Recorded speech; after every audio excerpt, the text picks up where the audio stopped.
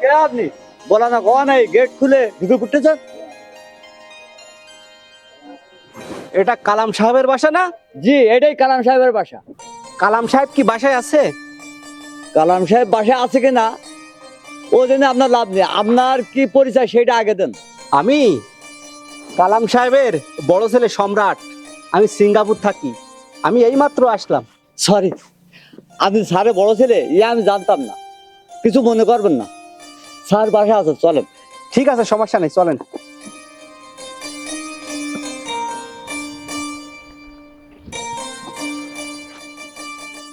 আব্বা, এই সুমন, জুয়েল, কই তোরা?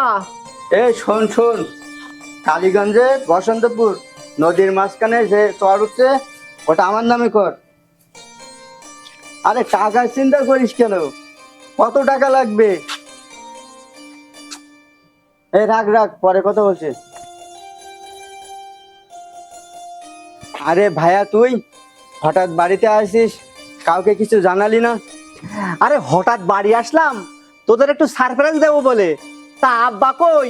সে জুয়েল কই? আর তোর ওই কোমরে ওটা কি? ও কিছু না, তুই বুঝবি না। আব্বা, আব্বা ও আসছে।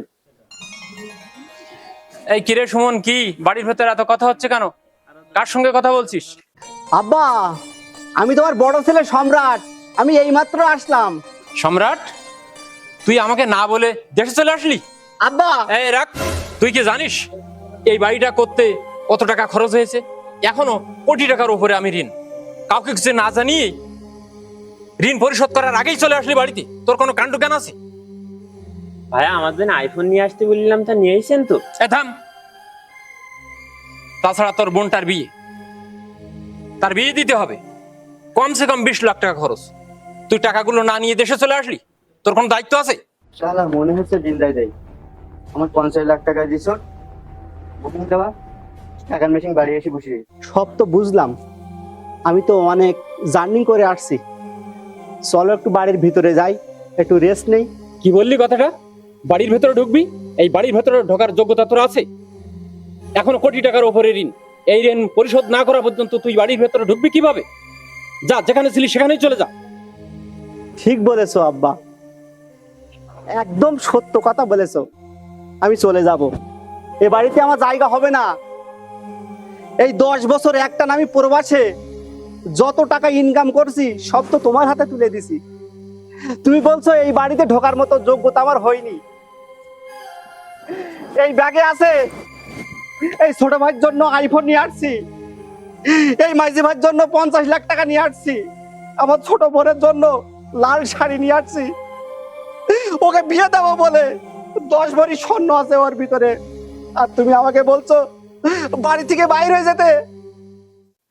আইরে প্রবাস, আইরে প্রবাস, সারা জীবন কি প্রবাসে থাকবো? আমরা কি শুধু টাকার মেশিন? শুধু ইনকাম করে যাব? আমাদের কি একটু মায়া নেই, একটু ভালোবাসা নেই? সমস্যা নেই, আমি চলে যাচ্ছি। তোমার বাড়ি ঘর নিয়ে তুমি থাকো।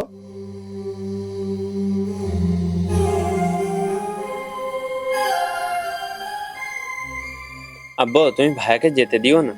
যে ভাইয়া সারা জীবন প্রবাস খেটে আমাদের জন্য কষ্ট করে এসেছে, সে ভাইয়াকে তুমি যেতে দিও না। সম্রাট,